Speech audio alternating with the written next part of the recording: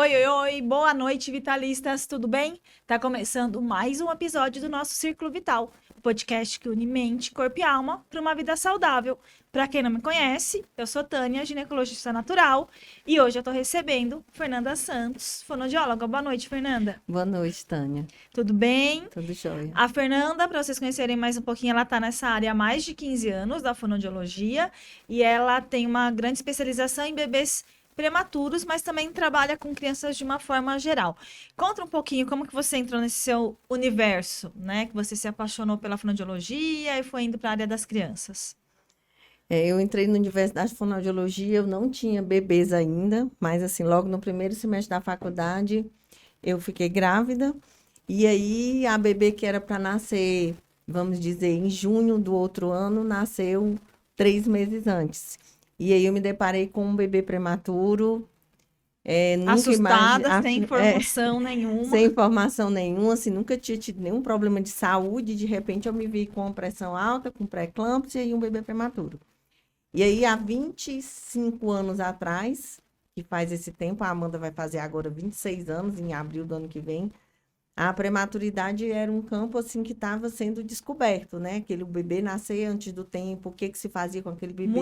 Hoje em dia a gente tem, mas tinha muito mais medo, né? Em 25 anos, muita coisa Muito mais, evoluiu. né? Assim, era a época que você tinha horário para entrar na unidade neonatal, que você praticamente se vestia e tinha todo um preparo muito mais cuidadoso do que hoje. Não que hoje a gente também tem, mas naquele tempo você tinha Um que se medo, eu acho, né? Aquela vestir, coisa que tinha que experimentar, talvez se tinha um paramentar pânico. toda e tinha um horário certo. Daí, depois daquele horário você tinha que sair, quer dizer, para você ver o seu bebê era muito difícil. Ela passou 45 dias na unidade. Então, aí foi que eu fui conhecer que existia uma fonoaudiologia, uma área da fonoaudiologia, chamada fonoaudiologia neonatal, que trabalhava com esses bebês. Na época, ainda não tinha aquela fono toda hora na unidade, mas ela era chamada para fazer alguns estímulos mais próximos ali da alta neonatal, orientar aquelas mães.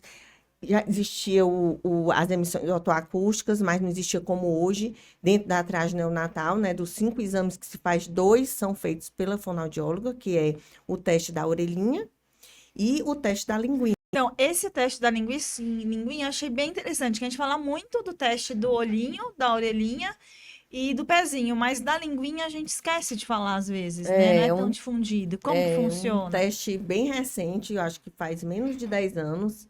Foi uma fonoaudióloga que, com a tese dela de mestrado, né, ela desenvolveu esse processo, esse protocolo do teste da linguinha. E aí, o que é que acontece? A gente já, quando o bebê nasce, não tem tempo, nas primeiras 24 horas já. Inclusive, quando a gente trabalha em hospitais públicos, às vezes, pelo montante que se pega de testes diários, você, às vezes, pode até fazer esse teste ali mesmo na sala de parto. Então, assim, não tem nenhum tipo de protocolo antes de que o bebê nasceu, tem um tempo. Na verdade, só vai ver como é que está a postura daquele freio lingual, porque, na verdade, o freio lingual todos nós temos. Mas se ele tiver muito exagerado, for muito grande, tiver com a injeção muito próxima, que traz a língua muito presa aqui no soalho da boca, ele vai dificultar a movimentação tanto da mandíbula como da língua no aleitamento materno. Então, começou a se ver uma grande desistência de continuidade no aleitamento devido a essa língua presa. E o teste da linguinha, quem faz é o fonoaudiólogo mesmo. Ou pode É, ser o pediatra de parto? Não, não tem essa competência. o ideal era que fosse o fonoaudiólogo, mas quando não é possível se ter o fono em todas as unidades, né? É sempre importante que o médico aí possa ver ou possa detectar de repente ou saber algum serviço para qual encaminhar, porque às vezes quando é muito evidente, o médico até vê, Percebe. mas aí para avaliar aquela função no seio materno vai ter que ser o profissional de fonoaudiologia, porque a gente faz o teste físico, que a gente pega os 2 dedos mínimos e aí você pode fazer, entrar assim por baixo da linguinha do bebê e ver como é que tá a injeção desse freio. Se está muito antes, se ele é mais grossinho. E aí você vai fazer, não que toda vida você bote um teste como alterado, mas se você tem que avaliar tudo ao redor. como é que está esse aleitamento, como é que é o seio dessa mãe. Às vezes orientar uma postura do bebezinho mais em pé para trazer essa língua mais para frente. Então, tem todo um contexto que às vezes vai ficar difícil o médico, não porque ele, não só pela questão de avaliar a função, que é mais do fonoaudiólogo, mas pela questão da demanda Acho que também. talvez o neonatologista consiga ver aqueles casos muito na cara, grandes, que é o que Muito provavelmente vai ser o cirúrgico, que né? vai ser o cirúrgico. E aí, assim, se por acaso houver uma necessidade urgente de fazer a frenotomia, aí sim, pode ser um cirurgião, um médico cirurgião ou um cirurgião dentista, que pode dar aquele piquezinho, que aí você faz com dois instrumentos, que é uma tesourinha, entendeu? Aquela tesourinha, às Relativamente vezes, simples, né? é simples. Às vezes tem profissional que usa só a tesourinha bem fininha e aí é rapidinho, entendeu? É muito rápido. Não precisa usar, às vezes usa só alguma coisa no Anestésico local, local. anestésico local, mas assim, é bem rápido. E o que tem que fazer para parar de sangrar e tudo é sugar. No- no- se Que aí possível, comprime. se possível, o seio da mamãe. Se o bebezinho é muito pequeno, tá na unidade NEO, como os bebês que nós, né, vamos conversar um pouco mais hoje, aí você pode sim fazer a sucção com o dedo e tudo, para poder acalmar mais, mas assim, aquela região, na verdade, quando é um frênulo muito evidente, aquela pelezinha, ela nem é irrigada. Porque quando você levanta, você vê que é translúcida mesmo. Então, o corte vai ser naquela região. Então, é Quase muito, nem muito, muito sangra, simples. dependendo, né? E aí, esse teste, a gente já que você falou dos prematuros, claro que prematuros extremos eu acho que nem tem sentido, porque vai ser sonda. Mais ou menos a partir de qual idade, mais ou menos, quantas semanas que faz ou faz sempre? Não, os bebês prematuros, a gente deixa que o bebezinho realmente ganhe o peso e tudo. Se a gente evidenciar um frênulo muito mesmo exacerbado, que vai dar no diagnóstico como alterado, mas a gente espera o ganho de peso e a gente vai vendo o que é que vai acontecendo. Porque às vezes pode ser que essa sucção esteja muito bem, obrigada. Não precise que a gente faça essa frenectomia mais lá na frente, que eu digo assim, no processo de alta, e aí a gente orienta o quê? Que depois da alta, esse bebê volte para a fono e veja como é que está evoluindo essa função de sucção. Se por acaso depois que ele ganhar peso e tudo, ainda se vê uma necessidade, aí se faz a frenectomia.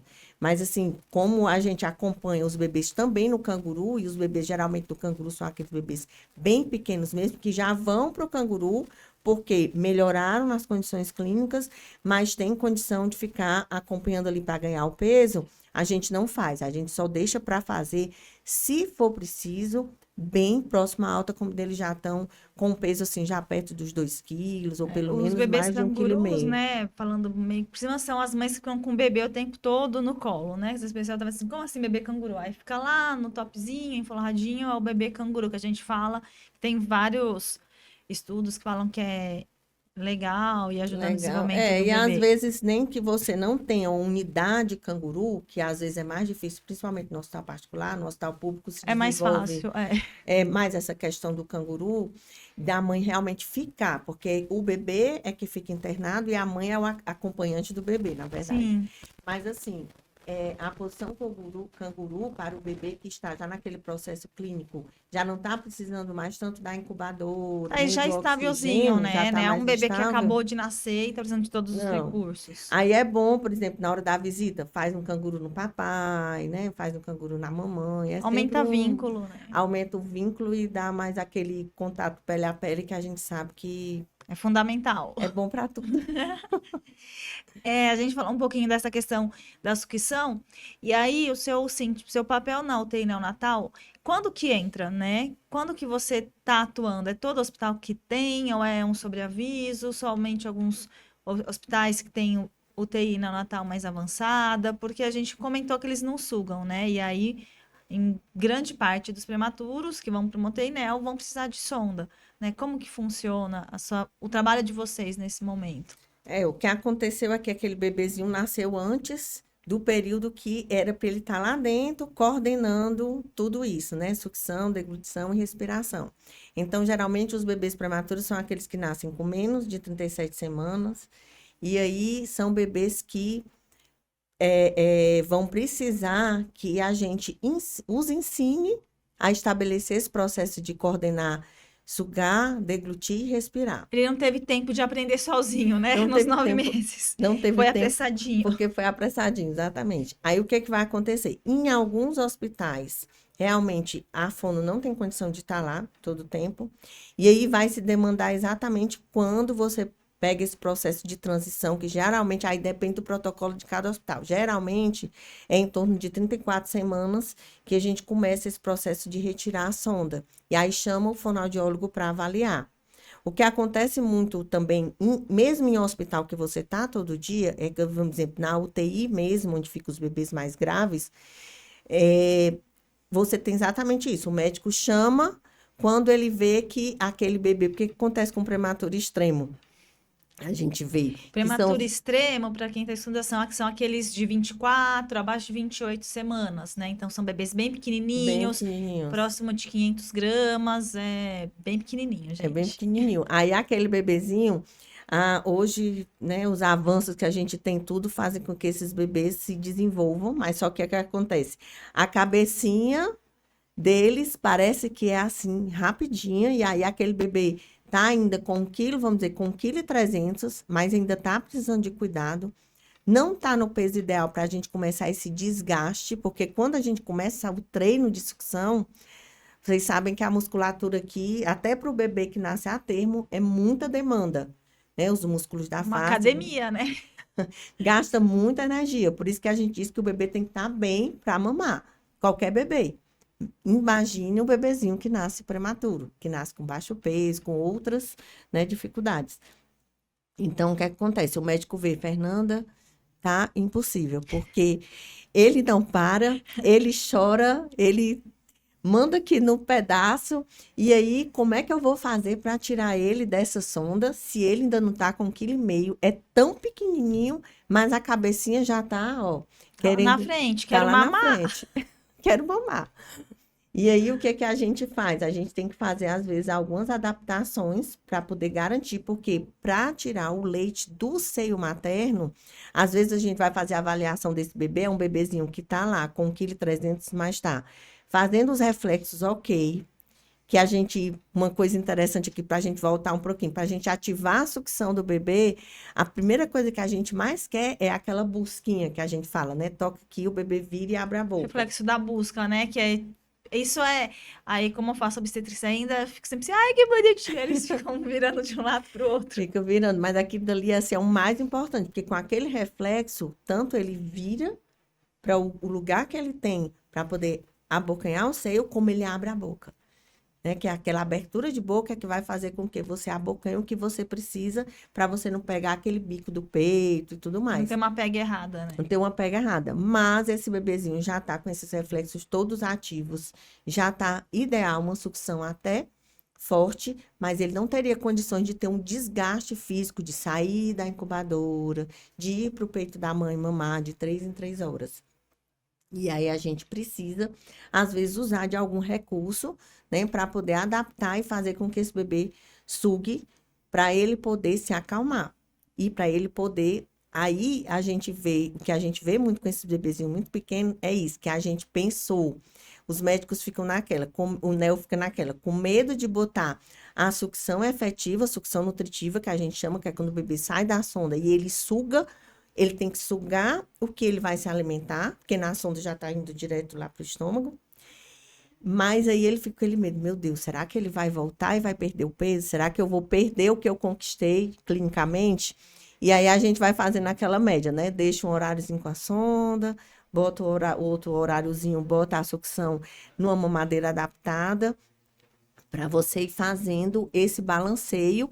E aí, o que é que você evidencia na hora que você conquista a tranquilidade, na hora que você alcança o equilíbrio com a sucção, que é o que a sucção traz para o bebê, o equilíbrio, né, não só do prazer de sugar, mas o equilíbrio que ele consegue de se acalmar, de se organizar, e aí você vê aqui você vê um ganho de peso. Então, é esse o que o trabalho da Fono fez mostrou nas unidades neonatais que na hora que você faz esse estímulo de sucção, mesmo que você não possa nem fazer essa sucção nutritiva, a princípio eu faço até uma sucção não nutritiva, que é aquele dedinho aqui na boca do bebê, quando ele ainda está com sonda, se alimentando até na sonda, mas você evidencia que você melhora as condições clínicas, que você acalma esse bebê, que você organiza esse bebê, traz esse bebê para aquela posição mais de flexão, que favorece a alimentação e, ao mesmo tempo, ajuda ele a coordenar essa sucção e essa deglutição. E aí, com isso, você vai para o caminho da alta mais rápida, que é o que todo mundo quer, né? Sim, Que bebê em esse casa. bebê vá para casa. E o que é que os médicos querem com algum tempo? Porque o bebê, quanto mais tempo no hospital, está correndo risco De de infecção. infecção e de, às vezes, perder o que ele conquistou, né? E, às vezes, muitas vezes, progredir para um quadro até neurológico de danos persistentes desse desenvolvimento, porque a gente, às vezes, perdeu o time desse bebê sair. Então, é um trabalho que foi construindo aos poucos e hoje, ainda bem que nós estamos muito mais evidentes nas unidades neonatais e podendo ajudar nessa questão não só do bebê conseguir, às vezes, mamar, né? Se essa mãe tiver um apoio desse aleitamento, às vezes no hospital ou Sim. fora dele, porque aí ela tem que continuar o estímulo para E aí é poder. interessante também que aí a Fernanda também é consultora de amamentação, e aí tem que ter a mãe também querer amamentar, né? Que aí tem que ficar durante esse processo do bebê internado, ela em casa também estimulando para ter o leite, né? Mais ou menos isso. E dentro das unidades neonatais a gente também tem, né, a partezinha lá o local de você fazer o desmame, de você preparar essa mama, de orientar. Mas eu acho que a grande questão aí é como é que essa mãe está apta para isso. Não é nem às vezes querer, às vezes a gente até quer, mas às vezes a condição do bebê, de estar preocupada com o bebê, de às vezes ter outro bebê em casa. Ficar muito estressada e muitas vezes não tem o leite, literalmente, né? Que É, a mulher, eu percebo que sofre, eu acho que assim, o puerpério e a amamentação é um momento que eu acho que é um sofrimento mesmo, porque ela não pode falar, que às vezes ela tá com dor para amamentar, que não tá tendo leite, porque, meu Deus, ela é mãe, como ela pode estar reclamando? Aí não. tem fissura, por mais que você treine, pode estar difícil a amamentação. Como que você faz essa parte do acolhimento também das mulheres? Que eu vejo que elas sofrem sozinhas porque tem medo de comentar. E muitas vezes aí eu falo, a minha parte já chega no hospital com mastite, a mama imensa. É, eu sempre digo para minhas mães que aleitamento materno não é o que a gente vê na TV, nos filmes, né? Realmente é uma escolha.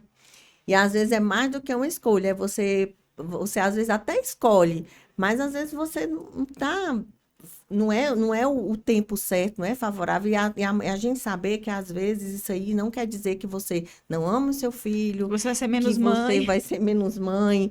E outra coisa, saber que se você puder, pelo menos, fornecer do seu leite, de qualquer maneira, o seu bebê também está mamando. Porque, por exemplo, a minha bebê, ela não pôde mamar, mas eu passei 45 dias levando o meu leite para ela. Então, eu acho que isso aí é muito importante, porque a gente sabe que cada mãe produz o leite para o seu bebê. Então, o que o seu bebê vai precisar está ali no seu leite. Então, se você não conseguir amamentar, não fique triste, porque você pode desmamar e ofertar o leite para o seu bebê. De repente, você não pode ir todos os horários, mas se você consegue levar a desmamadeira ou fazer o desmame manual, já é ideal. Então, eu procuro acolher as mães e deixar com que eu acho que mãe, a gente é assim para sempre. A gente sempre acha que está dando menos, que podia ter feito mais. Enfim, isso aí eu acho que é para sempre. Mas, nesse momento que a gente está mais fragilizada, eu costumo ser aquela pessoa que digo, olha, eu vim aqui para lhe ajudar, vou fazer de tudo para que você consiga, mas se você não conseguir, tá tudo bem. Nada vai, porque muitas vezes, quando a gente assume esse lugar e acolhe essa mãe, fica muito mais fácil ela dizer, Fernanda, eu não sei. Ou então dela colocar as dúvidas para fora. Eu acho isso. Às vezes são dúvidas tão bobas, tão É que é boba simples. pra gente, né? Mas pra ela tá naquela angústia que você fala, Naquela. gente, se É, eu tivesse digo, perguntado, eu não tivesse sofreria. perguntado, não sofreria, exatamente. É porque elas acham que, assim, como você diz, eu perguntar, gente, eu não posso dizer que eu não quero, ou dizer que para mim está sendo difícil, mas às vezes na Que hora. machuca, que assim, gente, amamentar. Eu Ai, acho que assim, eu tenho muitas amigas que são mães e muitas assim, olha, a gestação, trabalho de parto, ok, mas a amamentação a gente tem que persistir, tem, porque dói. No dói. começo, até o bebê Até a pele aprender a pega acostumar direitinho, também, independente se for prematuro, tem outras questões, né? Mas depois, quando for amamentar em casa, machuca, né? Dói até dói. engrenar. Até engrenar. E às vezes, assim, principalmente para as mães de primeira viagem, porque se tem muito, você vai construir uma nova rotina familiar depois que o bebê nasce. E para as mães que já têm outros filhos, que mesmo que o bebê seja, mesmo que seja outro filho pequeno, ou que seja outro filho um pouco maior, ele vai demandar também delas. Então, assim, a gente tem que escutar tudo isso e conseguir colocar no meio dessa rotina uma rotina que aceite. Porque se você colocar uma expectativa muito grande em cima daquele aleitamento, às vezes ela não vai conseguir responder. E aí o que a gente quer, na verdade, é que o bebê, assim, o ideal é que ele consiga manter esse aleitamento até o sexto mês, esse aleitamento materno exclusivo. Exclusivo, né? O ideal é isso. E aí, dali para frente, a gente vai conseguir uma transição alimentar bem, falando das questões musculares, do ideal. Entendeu? Sei porque a gente já vem trabalhando com bebês e com crianças pequenas há muito tempo. E realmente, na hora que você conquista dessa conquista do aleitamento exclusivo até o sexto mês, todo o resto fica realmente bem mais tranquilo de você fazer essa transição. Lógico que a mãe pode perdurar isso até 1 ano e meio, 2 anos, se ela quiser, juntamente com a transição. Mas é muito importante essa transição da alimentação. Não só pela parte do aporte nutricional, mas porque na hora que eu treino essa musculatura de forma adequada, eu já estou favorecendo a fala. Tá. Aí eu vou fazer uma pergunta específica, não sei mesmo, não sei nem se tem sentido. Aí as mães que por um acaso não conseguiram amamentar e foram para a mamadeira, interfere na questão da transição alimentar para as crianças ou não? Que não conseguiram amamentar com o seio materno, com leite de materno? Na verdade, assim, a mamadeira, você pode, assim, a transição é para você começar realmente no sexto mês, porque é quando o bebê senta, né? Sexto mês de idade corrigida, e para os bebês prematuros também.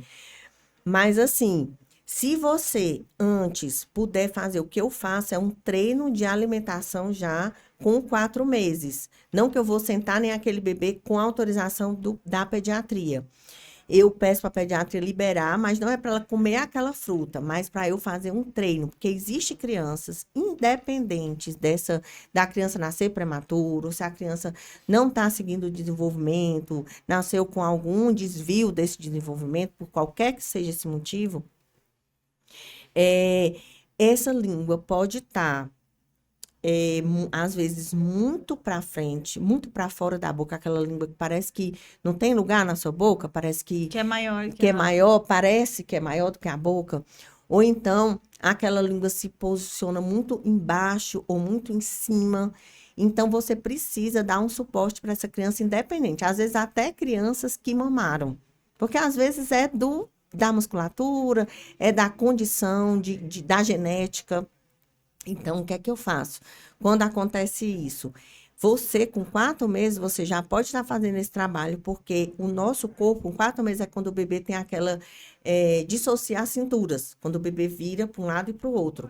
Então, quando o nosso eixo do corpo acontece isso, na nossa língua também, a língua começa a ir para um lado e começa a ir para o outro.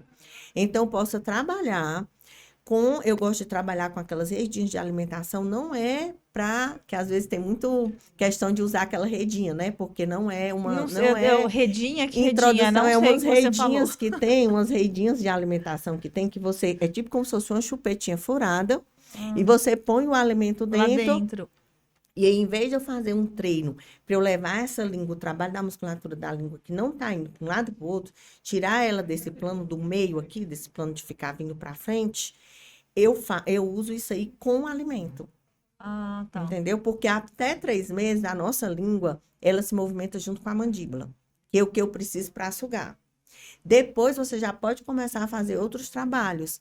Então, a introdução mesmo, eu só começo com 6, mas eu posso fazer um trabalho muscular se for preciso. Então, a mamadeira, ela é ruim porque ela deixa essa língua sempre aqui. Na mesma posição. E se esse bebê tiver uma condição de musculatura que já favoreça muito isso, é bom eu buscar outros caminhos. Então, eu posso engrossar mais esse alimento para começar a dar ele mais aqui nas laterais, entendeu? Junto com o pediatra, eu orientar essa mãe a começar a fazer esse trabalho. Agora, logicamente, ela não vai poder ainda tirar a mamadeira total. E o bebezinho com 8 meses, ele já tem condição de sugar no canudo.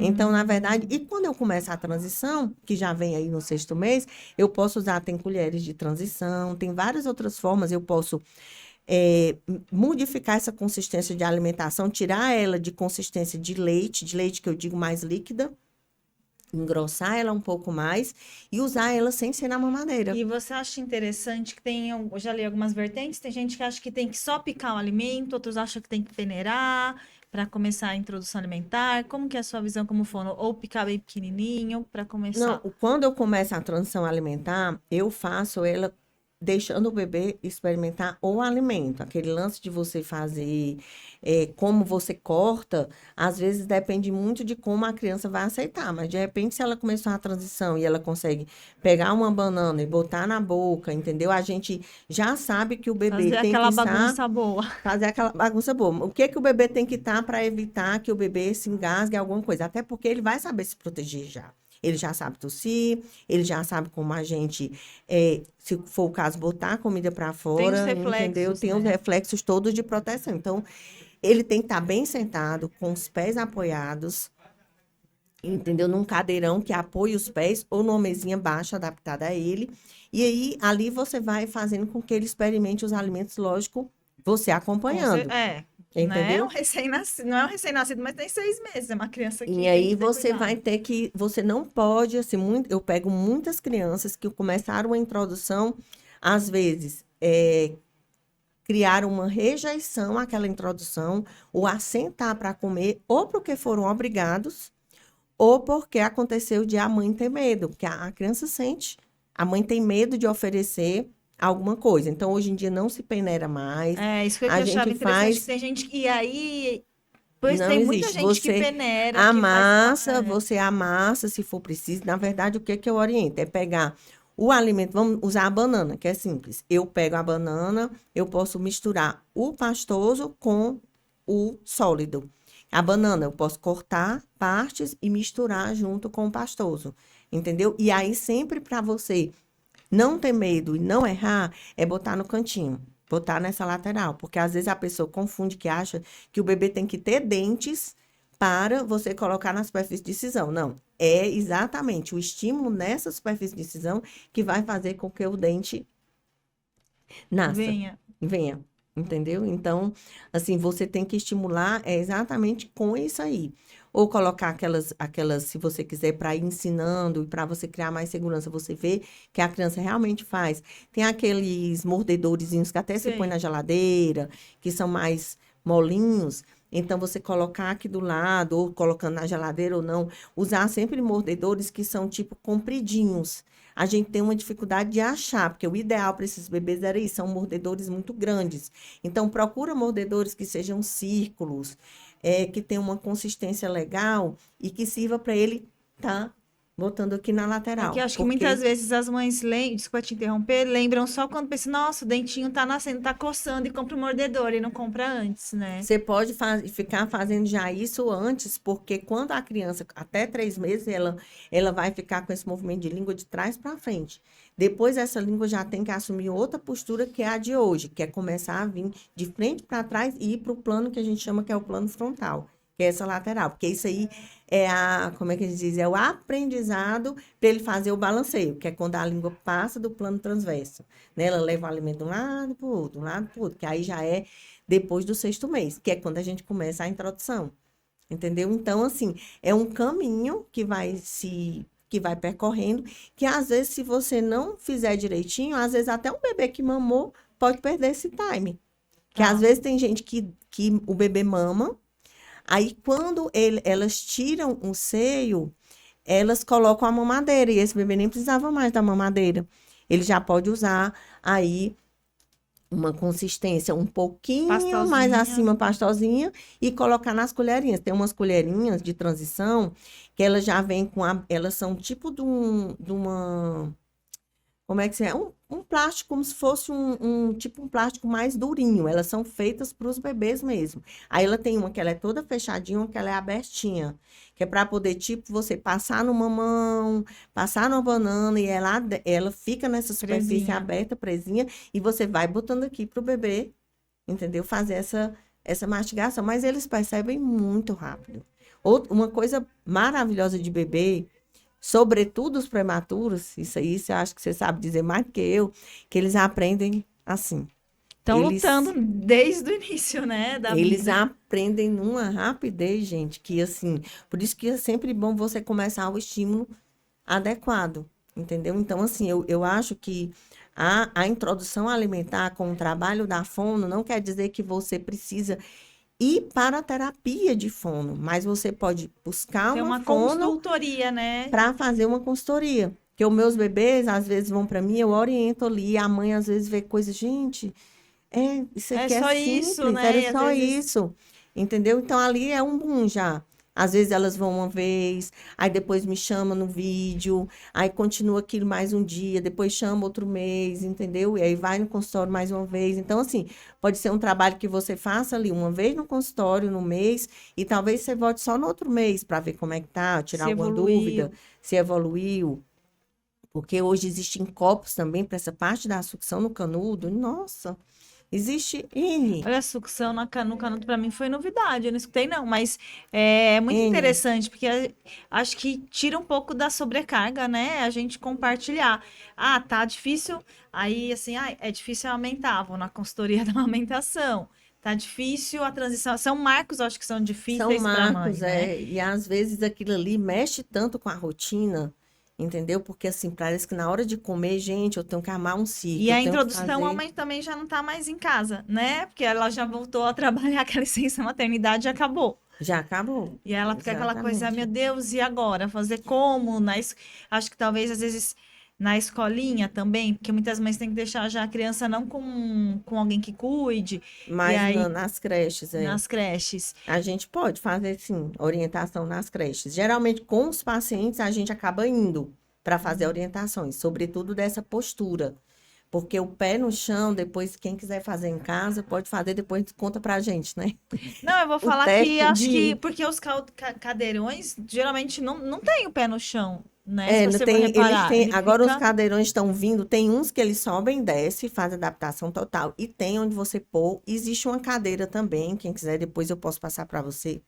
Desculpa, e você divulgar. Pode beber água se Tem quiser, uma se tiver com cadeira sede. também, ela é alemã, que chama cadeirão em Z. Ela vem para você desmontar ela e montar como se fosse um Lego. É super simples, com aquela chave L, assim, uma chavezinha. Nossa, é super simples.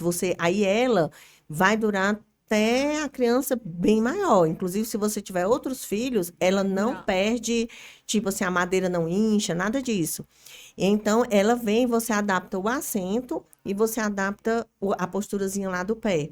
Então, você tem que ficar, na verdade, principalmente a criança, quando vai comer, ficar todo a 90 graus, que é o pé no chão a 90 graus, Igual a gente mesmo, né? A gente come com o pé quando no a gente chão, come. Então, em assim, tese. é isso que eu ia dizer. Se vocês quiserem fazer, é só experimentar beber um copo d'água sem o pé no chão, deglutir sem o pé no chão e deglutir com o pé no chão. E outra coisa é deglutir com o queixo em direção ao centro do corpo, que é o seu peito, que é o chin tuck, ou você deglutir assim. Como é uma sensação ruim você deglutir com essa cabeça Como se em estivesse extensão. deitada, mais ou menos, né?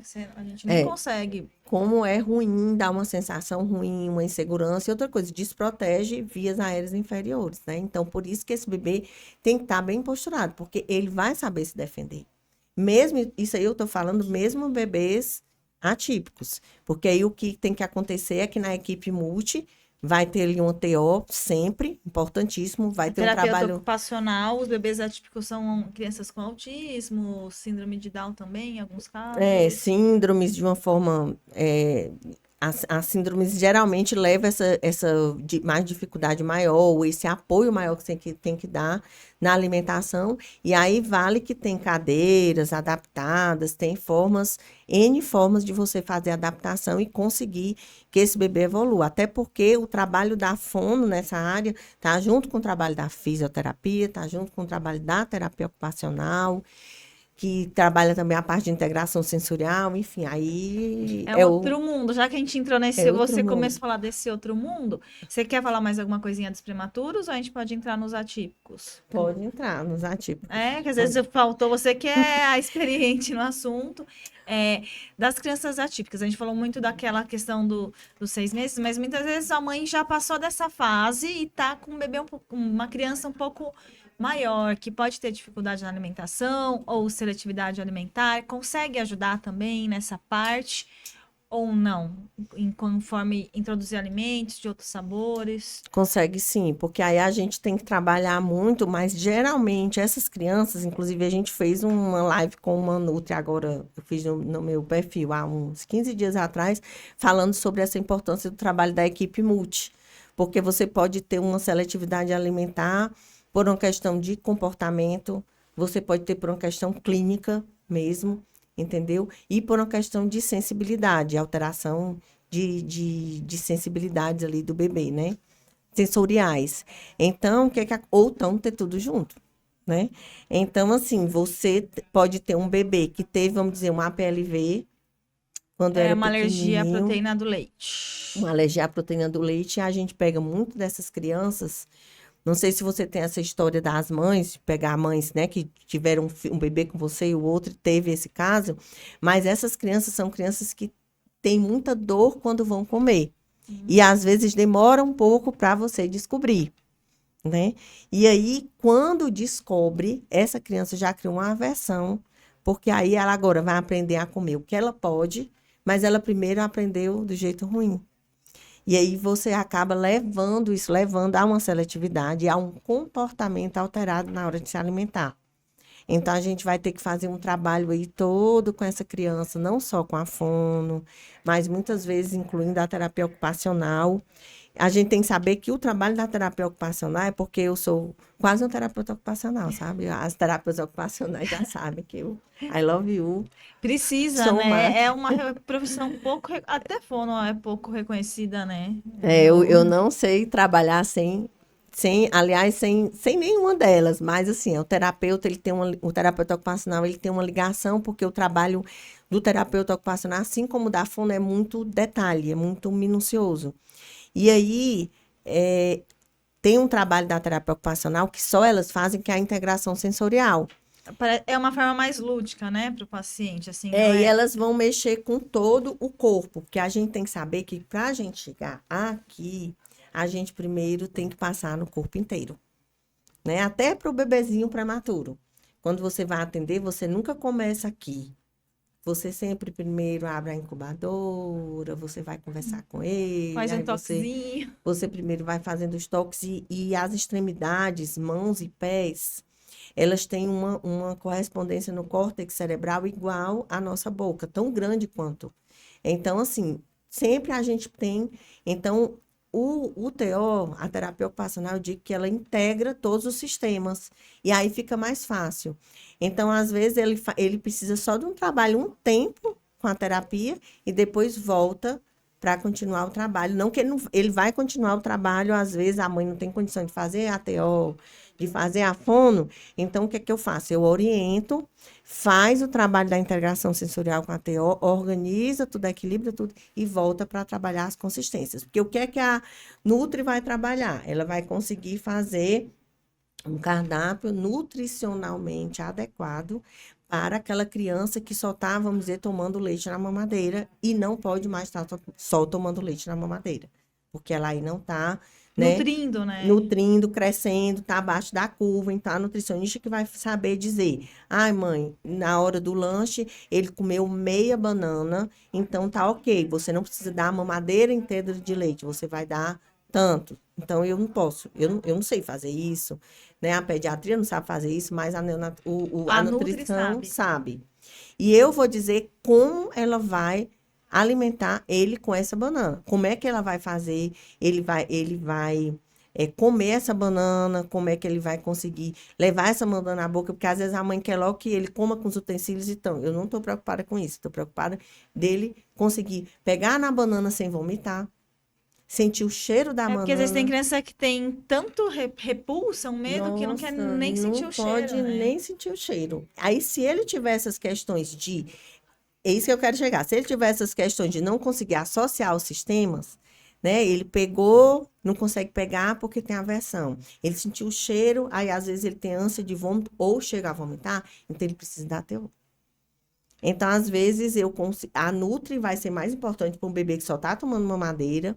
E se ele não consegue também pegar na comida o tio cheiro, a TO é muito importante. Se a mãe não tem condição de pagar pelo tratamento com a nutrição, com a TO e com a fono, então eu oriento e peço para resolver com a TO, entrar com a Nutri e Depois depois você entra. a fono volta.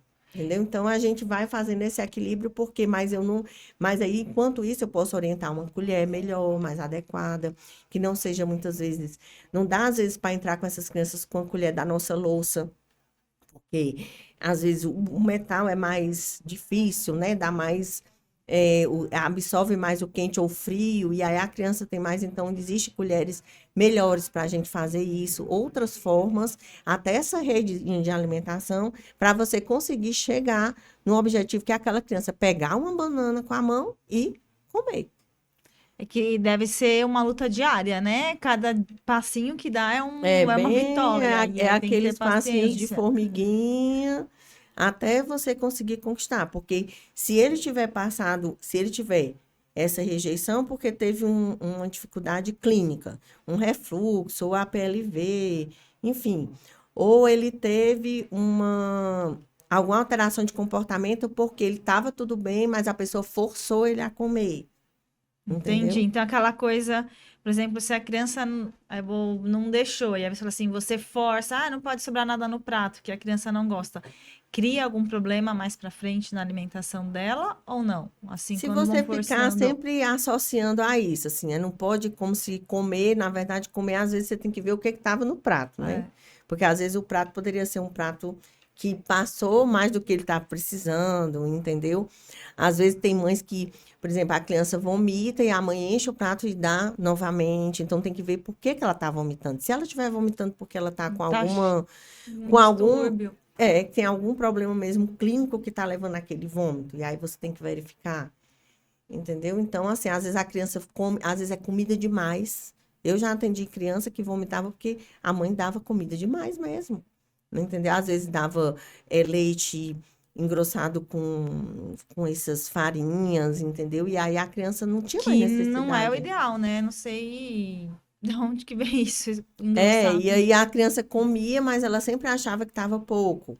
Aí ela, depois da comida, ainda dava mamadeira. Então, na verdade, ela estava comendo demais. A criança não sentia fome, né? Aí a mãe quer obrigar a comer, né? Entendeu? Então, tem todo um trabalho que é essa nutricionista que a gente está trabalhando junto, que ela chama a escalada do comer, que você vai fazendo passo a passo até que aquela criança veja o prazer, que se alimentar é um prazer E e não uma descobriu que ela obrigação. gosta também, né? Claro que, isso não... aí as mães têm que ter noção, dar mais de uma vez, mas tem alimento que você sabe que seu filho não vai gostar, né? Não adianta assim, nossa, vou colocar mamão, fez cara ruim, coloquei, fez cara ruim, colocou a quinta vez, é um sabor que a criança não gosta. Aí também acho que aí vai questão de ir equilibrando, né? Equilibrando, e às vezes tem consistências também. Às vezes as pessoas acham que o mais fácil é o líquido, mas é o mais difícil. Na verdade, você começa pelo mais sólido, mais engrossado e depois vai para o líquido. Quando a criança tem disfagia, que é quando a criança tem alguma dificuldade, engasga por algum motivo, ou tem alguma alteração, principalmente essas crianças com atípicas, que às vezes não tem um controle da musculatura, não tem um controle muscular, e aí tem mais dificuldade. Então, quando você vai conseguir que aquele alimento, ela consiga perceber aquela consistência ou deglutir, ou mastigar, você sempre vai para o alimento mais grosso e depois você vai ensinando o alimento mais líquido ou sem sabor. Você falando isso é que aí eu fiz eu lembro dos pacientes, por exemplo, que tiveram AVC, né? Quando vão começar a reintroduzir a alimentação, não vai beber, vai beber água espessada, né? Espessada, Que é mais ou menos, exatamente. acho que desce mais ou menos, porque tá tendo que reorganizar de novo, Que para não reorganizar. engasgar, né? Porque aí tudo é mais difícil. Acho que é mais ou menos É, nessa linha, exatamente, né? nessa linha. A E não é criança espessada com mucilon, não, gente. É com espessante, tipo uma é com gelatina. espessante, com espessante. Aí o espessante não tem gosto, não tem nada, é só mesmo um produto que você usa para deixar. Mas aí, para quem a mãe, depois que já usa, você pode fazer tipo um suco de manga bem grosso, já é como se fosse usando um espessante. Um suco de goiaba mais Ou às grosso. vezes coloca uma fruta congelada, fica o espessante Sim, também, também né? fica um espessante. Então, sempre o aprendizado vai ser do mais grosso e depois para o mais líquido e principalmente o mais líquido sem sabor. Porque se quanto menos você saboriza, menos você vai percebendo o que está acontecendo nessa fase oral, entendeu? Porque o que você quer é que o paciente tenha um controle dessa fase, consiga fazer o vedamento, consiga deglutir com o lábio fechado, ou pelo menos uma grande parte fechado, e consiga fazer aquela, sinta os lábios, entendeu? Nem que ele não degluta tudo, ou que escape alguma coisa, mas que ele perceba que ele está conseguindo deglutir. Então, por isso que é muito importante esses copos que tem hoje que tem copos com De canudo, transição. que você consegue fazer a pipetagem no copo, ou pela parte de cima do copo, ou aqui nas laterais do copo, assim, segurando, e você consegue fazer pipetagem, aí o alimento sobe pro canudo, e aí, na hora que a criança percebe, pronto, rapidamente ela vai conseguir entender que ela sugando, mesmo que você faça um apoio com a postura, isso eu estou falando mais para crianças atípicas agora. Mesmo que você faça um apoio com o postural para você conseguir que ele baixe mais esse queixinho, vede a boca, mas aquela sensação na hora que ele tem, e principalmente se você consegue, tem copos, a ATO consegue adaptar, e o paciente levar o copo à boca, então a alimentação também é um caminho para você conseguir mostrar que aquela criança pode ter uma determinada autonomia, de Começar a alguma forma, independência, né? Não ficar começar totalmente de dependente dos alguma pais. forma ficar independente, conseguir assumir, entendeu? Aquela, não só isso para os dois, típico e atípico, porque na hora que a criança percebe que ela consegue levar a boca e ela sugou, entendeu? E sai daquela postura, e o canudo leva àquela postura que sai da mamadeira. Porque copo de transição que faz com que a criança vire, ela remota a mamadeira. Mas na hora que Ah, você traz essa posição para cá, que é a posição correta de deglutir, aí é outra história, entendeu? E aí, às vezes, a pessoa tira a mamadeira, mas vai para esses copos de transição que vira e fica continuando aquela alimentação, a criança deitada, ou a criança quase dormindo, ou aquele leite que dá de manhã, mas ainda é no berço, sabe? Quando você traz a criança para sentar, você tá dando a ela mais autonomia e tá, e eu acho que como eu traz digo, consciência corporal da própria criança, né? pronto, Pronto, pronto, agora ela você trouxe falou a tudo. consciência corporal. É que a gente às vezes fala assim, porque a gente tem que ter consciência. Mas olha o tanto de evolução que a gente fez, né? Um recém-nascido prematuro de 24 semanas, passou uns 6 Pra, meses, está comendo. Ou as crianças atípicas, a gente fez tanta sinapse, tanto, tanto desenvolvimento neuromotor. exatamente, agora Então, essa você criança falou, tem consciência, né? Por mais que a gente com não certeza. saiba, ela tem consciência do corpo dela, né? E aí, quando a gente faz isso aí, você acaba que eu digo para as mães, você quer que ele seja um bebê que fala, porque tudo bem, 2, 3 anos é um bebê que fala, mas é um bebê. Mas ele já é um bebê que fala, é um bebê que anda. E na hora que ora você quer que ele fale, que ele ande, mas ora você quer que ele seja um bebê. Vamos aí saber o que que a gente quer, para poder a gente dizer para ele também, porque as crianças pegam, olha, gente, as crianças, É um elas, rapport imenso, né? Tudo que você faz, a criança tá entendeu? imitando. Tá imitando tudo, tá pegando tudo no ar. E a gente tem que seguir o processo como a gente quer, né? De dar mais autonomia à medida que eles vão realmente, como você disse, conquistando tudo que eles Espacinho conquistaram deles, e eles nos percebendo, passinhos né? e percebendo. Vou fazer só um, mas a gente passou rápido, você viu, né? Já 50 minutos. Porque eu fiquei em uma dúvida quando você falou assim de fechar a boca, a questão da fono para os respiradores bucais, né? Que Hum, acho que é importante, porque tem criança que não consegue respirar pelo nariz por algum motivo, a fono consegue ensinar exercício, aí talvez não seja só de deglutição, mas também para conseguir alguma outra é. parte. Na verdade, para o respirador bucal, primeiro a gente tem que ir para a parte clínica. Se não tiver como passagem, a gente tem que abrir mão de fazer esse vedamento. Se tiver um vedamento legal, eu oriento, eu gosto muito de orientar, sempre fazer as orientações na função. Então, para o respirador bucal, eu gosto de orientar muito a forma de alimentação correta, mastigar de boca fechada, entendeu? Conseguir que ele fique, tenha essa consciência desse vedamento. Se for isso aí maiorzinho, se for muito pequenininho, eu uso a bandagem terapêutica, que eu acho que a bandagem terapêutica serve muito. Se eu não consigo selar tanto, eu ponho a bandagem aqui no soalho, porque aí já vai. Porque geralmente o respirador bucal ele também tem uma postura de língua muito ruim. E aí também outra coisa que eu faço é levar essa criança até essa consciência corporal, porque quando essas crianças fazem muita atividade de solo, melhora esse tônus da musculatura. Porque o respirador bucal ele também tem uma musculatura mais, não só da Flácida, língua, vai. mas uma musculatura, um tônus mais um pouco mais rebaixado. Então eu procuro ver se for pequenininho, de fazer meninas fazer dança, os meninos fazerem uma luta, um judô, um karatê, coisa de solo, sabe? Para dar mais. Forçar ele ter que Aí respirar, ele ter. fazer a força. Ele ter mais força nessa musculatura. Porque, na verdade, para o respirador bucal e para essa postura de língua, eu preciso muito de tônus no meu eixo. Então, o que vai fazer é tônus no core, nessa parte do abdômen, então vai Interessante. melhorar muito. Então a gente consegue muita coisa. E aí eu faço muito exercício de respiração, de sopro, tem umas atividades interessantes, tem umas fonos que fazem. Eu não sou muito dessas de criar materiais, não sou muito artista, mas tem umas fonos que fazem uns materiais legais e eu indico muito para as mães uns sopros, bolinha de sabão, é muito legal para ele conseguir ter essa consciência da respiração nasal e também trabalhar muito essa musculatura de bochecha e a força no lábio para o vedamento. Porque o vedamento labial é o que faz com que a língua suba e vá para o lugarzinho. Mas, assim, essa postura na hora da alimentação, de ficar 90 graus e pé no chão, para o respirador bucal é muito importante. E a bandagem à noite para ajudar na consciência, porque eu faço os cortes. Se a família conseguir fazer, eu faço os cortes, mando a bandagem para eles botarem à noite. Eu boto no consultório e aí eu peço para eles botarem à noite, mas tem que ter essa liberação. Se tiver muito sem ter Entendi, por passagem, exemplo, uma criança que operou adenoide e está sem saber respirar aí porque ficou pode, mas muitos se tiver anos. aquela adenoide muito hipertrofiada, com amígdalas também, não dá para você fazer.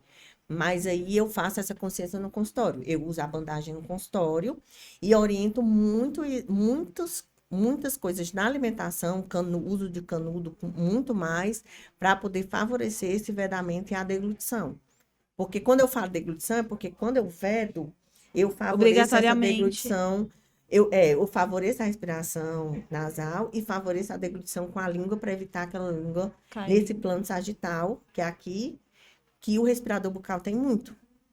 E quando eu oriento também, outra coisa que às vezes o respirador bucal evita é coisas muito sólidas. E aí Tá. eu vou para essa mastigação, esse trabalho de mastigação bem forte. Então, eu faço tipo uma reorientação geral de tudo. Eu vou tentando ver em todos os hábitos, aliás, todos os meus pacientes eu tento introduzir coisas na função.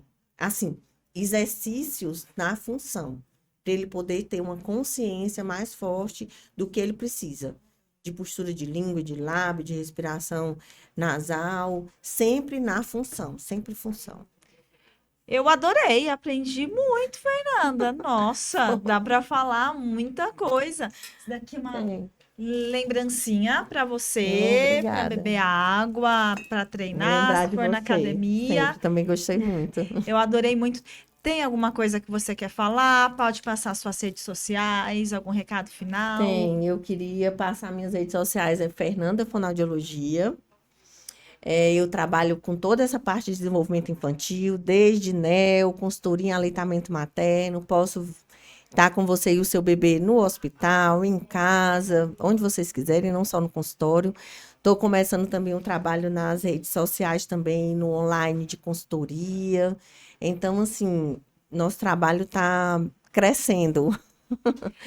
E aí, outra novidade é que a partir desse mês eu vou estar no Instituto Índigo, que é um trabalho muito bonito da Letícia Sena. Eu vou estar lá com ela nas tardes de quarta e sexta, fazendo tudo o que eu faço e agora também com a comunicação aumentativa alternativa para vocês.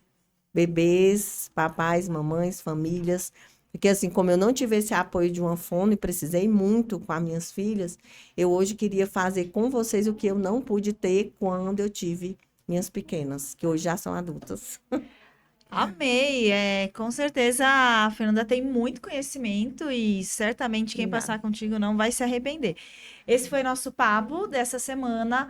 Adorei, aprendi muita coisa certamente. Você de casa também, então não se esquece de ativar o sininho, se inscrever no nosso canal e também aproveita para me seguir nas redes, doutora Tânia Souza. Até a próxima. Tchau.